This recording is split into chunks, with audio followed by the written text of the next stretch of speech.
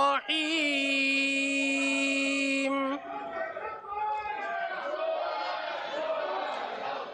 إن الله يأمركم أن تؤدوا الأمانات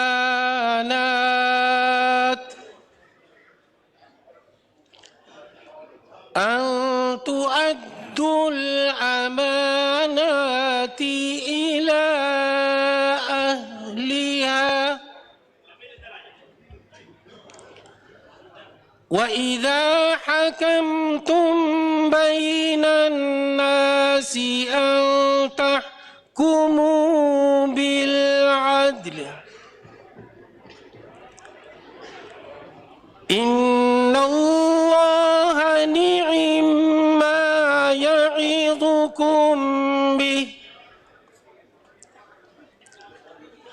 إن الله كان سميعا بصيرا يا أيها الذين آمنوا أطيعوا الله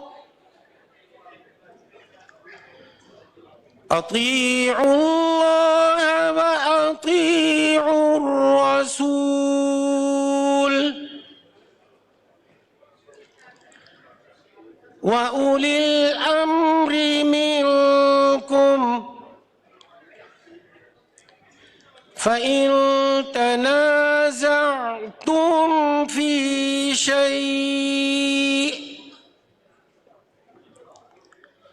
فردوه إلى الله والرسول إن كنتم تؤمنون بالله واليوم الآخر ذلك خير وأحسن تأويلا صدق اللہ العظیم۔ ان آیات کریمہ کا ترجمہ: مسلمانوں، یقیناً اللہ تمہیں حکم دیتا ہے کہ تم امانتیں ان کے حقداروں تک پہنچاؤ، اور جب لوگوں کے درمیان فیصلہ کرو تو انصاف کے ساتھ فیصلہ کرو۔ یقین جانو اللہ تم کو جس بات کی نصیحت کرتا ہے وہ بہت اچھی ہوتی ہے۔ بے شک اللہ ہر بات کو سنتا اور ہر چیز کو دیکھتا ہے۔ اے ایمان والو، اللہ کی اطاعت کرو اور اس کے رسول صلی اللہ علیہ وآلہ وسلم کی بھی اطاعت کرو، اور تم میں سے جو لوگ صاحب اختیار ہوں ان کی بھی۔ پھر اگر تمہارے درمیان کسی چیز میں اختلاف ہو جائے تو اگر واقعی تم اللہ اور یوم آخرت پر ایمان رکھتے ہو تو اسے اللہ اور رسول صلی اللہ علیہ وآلہ وسلم کے حوالے کر دو، یہی طریقہ بہترین ہے اور اس کا انجام بھی سب سے بہتر ہے۔ وما علینا الا البلاغ۔ حدیث نبوی صلی اللہ علیہ وآلہ وسلم۔ عن ابی موسیٰ العشری رضی اللہ تعالی عنہ قال قلت یا رسول اللہ صلی اللہ علیہ وسلم ای المسلمین افضل؟ قال من سلم المسلمون من لسانہ ویدہ، او کما قال علیہ الصلاۃ والسلام، متفق علیہ۔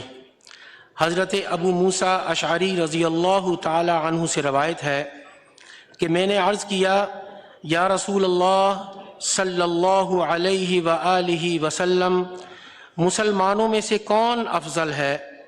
آپ صلی اللہ علیہ وآلہ وسلم نے ارشاد فرمایا، جس کی زبان اور ہاتھ سے دوسرے مسلمان محفوظ رہیں۔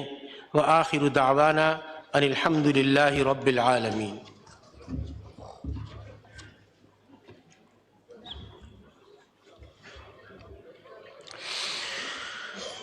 میں نے اللہ سے سرکار کا در مانگا ہے، کوچے سرور کونین میں گھر مانگا ہے، کوچے سرور کونین میں گھر مانگا ہے، کاش ہر لمحہ حضوری کا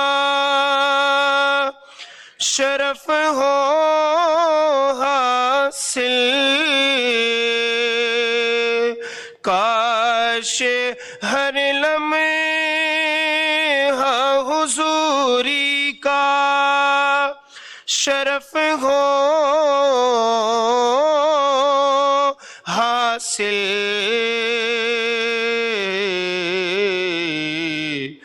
میں نے یہ اپنی دعاؤں